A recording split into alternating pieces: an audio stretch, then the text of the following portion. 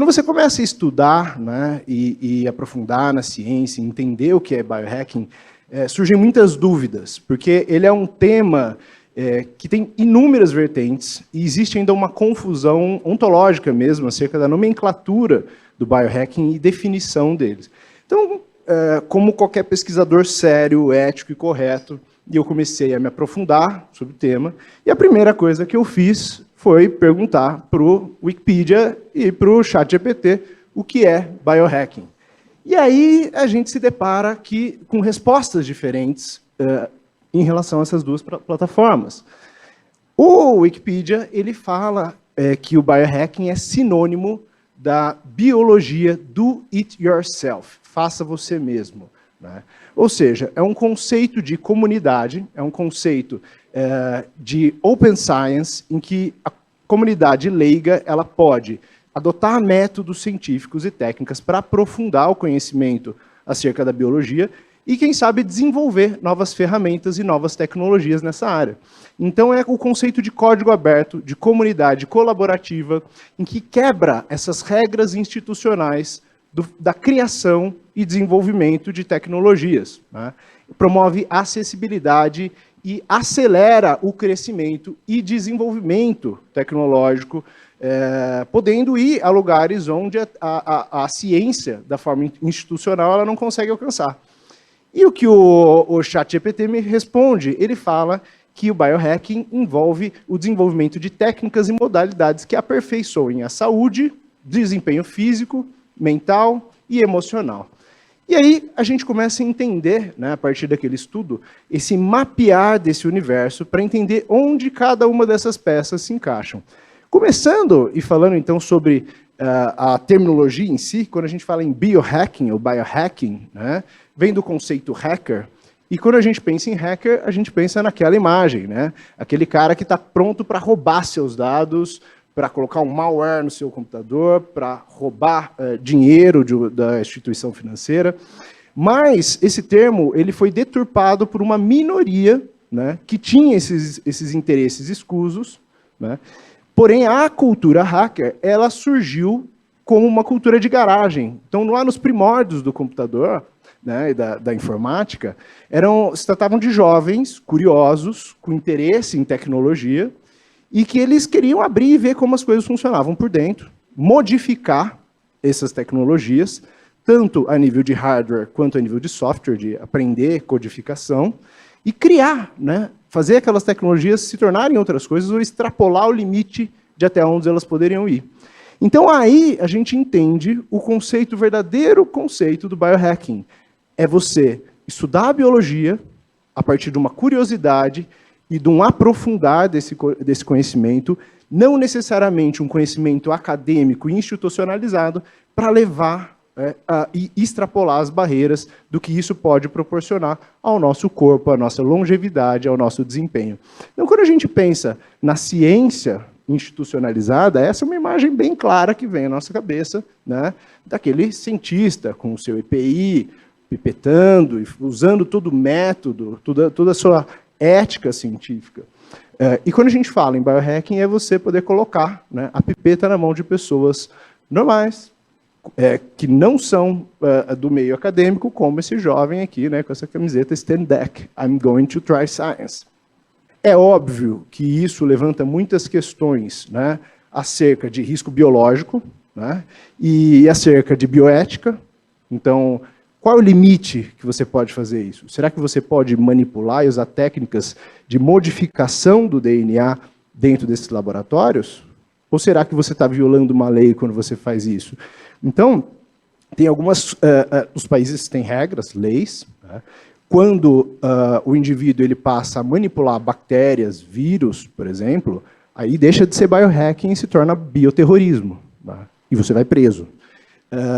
E eles têm, apesar de parecer um senso anárquico a questão do biohacking, eles têm um código de ética interno e bastante rígido, e que se você não segue ou extrapola, atravessa aquela barreira, você é eliminado da comunidade, você passa a não poder compartilhar mais seu conhecimento. Então, é lógico que essas barreiras são muito mais frágeis do que a que o academicismo proporciona. Um dos primeiros biohackers, e o primeiro ser humano a ser considerado oficialmente um ciborgue, foi o Neil Harbisson, né, em que ele falava, eu escuto as cores. Como é que é isso? Ele tinha um dos tipos mais graves de daltonismo, a cromatopsia, e ele não conseguia diferenciar as cores. Então, ele criou um dispositivo que era ligado à cóclea dele, né, e tinha um sensor que ficava à frente dele. Esse sensor, ele conseguia analisar as cores dos objetos, do que estava na frente dele, e ele identificava qual era aquela cor, codificava e enviava um sinal para a cóclea, gerando uma frequência de vibração. E ele criou uma frequência específica de vibração coclear para cada uma das cores existentes. Então, ele passou a conseguir enxergar as cores, né, por meio da audição. E isso foi revolucionário, porque foi o verdadeiro conceito do faça você mesmo. Ele criou isso, né? Isso não foi a ciência. Ele criou a partir da necessidade e da curiosidade dele. Então, ele foi um dos precursores aí do biohacker, né, do biohacking. Bom, hoje em dia, as questões evoluíram muito, essas questões de bioimplantes, né? Existem implantes diversos. Esse artigo ele pincela um pouco sobre cada um deles. Então, o implante mais comum entre biohackers é o implantar um chip de NFC. Aquele NFC que você tem no seu celular, quando você clica e paga por aproximação no seu cartão de crédito, aquilo é um chip de NFC. Então, eles implantam o NFC e colocam todos os documentos pessoais, cartões de crédito, senha de abertura de portas, e eles passam a conseguir acessar banco, abrir a porta de casa, ligar e desligar eletrodomésticos a partir do uso desses chips por meio de radiofrequência. Então, esse é um implante mais comum de ser feito. Tem implantes que são puramente estéticos, como implantar LEDs aqui. E aí já começa a fugir um pouco do conceito do biohacking, e eles passam a ser denominados de biopunkers, né, ou punks, porque eles começam, não é com o intuito de aperfeiçoamento, mas puramente estética.